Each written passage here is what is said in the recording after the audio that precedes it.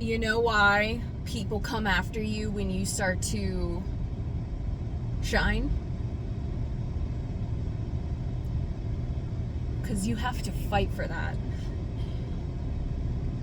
And they know it. And you don't really see it because you're in the midst of it, like you're fighting. But they're watching you fight and they're watching you win your battles. And they see that you are going to be victorious. And instead of fighting for themselves, they turn on you because that's easier. It's less energy, it's less work, and the shame that they feel for not fighting for themselves in the way that you do, the way that you have, and the way that you are, the shame they feel towards that because they don't love themselves enough to fight that badly, that hardly, to go through that many battles like you. That's envy, that's jealousy, that's a disease, that's a sickness of the heart, that's an infection of the mind. Because you know what? There's enough abundance for us all. There is unlimited abundance. What you see other people doing and fighting for to be themselves, that is attainable for you as well, in your own way. And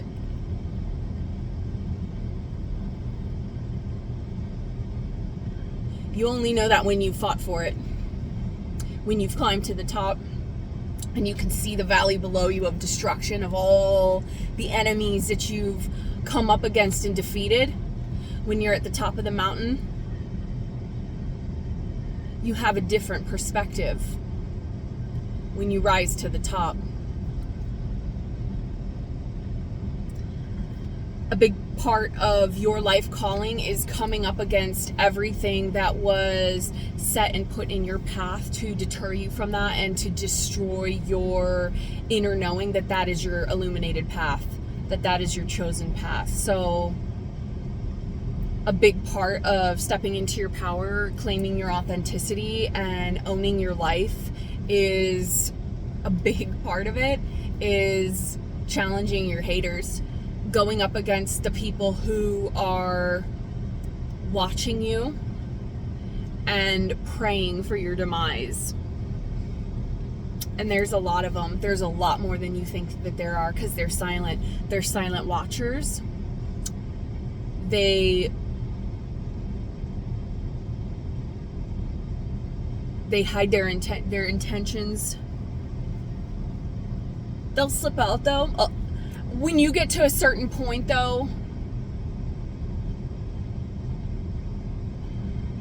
when you're high enough up, I think that's when armies of them come for you, and God knows you're on a level that, you know, you're untouchable by that point, right?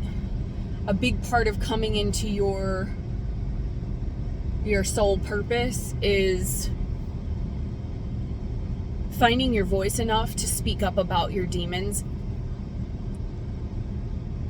your adversaries, the ones who come against you with a smile on their face and evil hate in their heart against you, towards you. If you're not able to recognize this and deflect it and come up against it, and then the last step is calling it out on the way to greatness, you are not ready to step into your full power, because anyone who's great has an entire showroom of flying monkeys that are ready to pounce on everything. And that is why God does not reveal all of them to you until you are so secure in yourself and your mission that none of it will bother you, because it is always there. It's always there for everyone. But once you're really shining, and there's no turning off the bright, you know what I mean? Like the Friday night lights, there's no turning those off once they're on until, you know what, game is over, and nothing's gonna stop you. You're untouchable by this point, you know? So